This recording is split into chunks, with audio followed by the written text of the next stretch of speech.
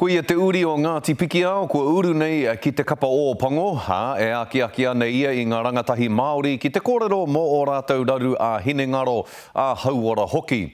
I noho tahi a te toiroa tahuri o rangi a rāua ko tā tātou tangata ara paira tāwhai I te rānei. Ki te kōrero mō te whutupōro me ngā uatanga o te kawe I te mana o te kākahu o Pango, o tira o te pīkau I te mana o te motu. He kokonga whare e kitea.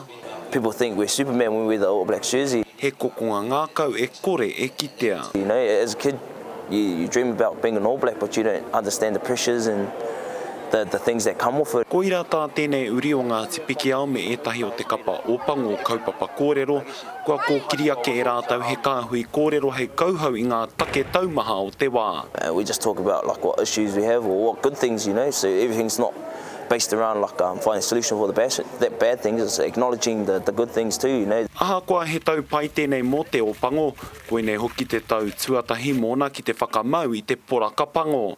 He mōhio hoki a tahuri o rangi ki te nui o ngai ngangatahi Māori e mate ngāhina pauri nei, ko ia no tērā. You may think I'm successful being in the All Blacks team, but a lot of us young Māori struggle to I guess, be vulnerable.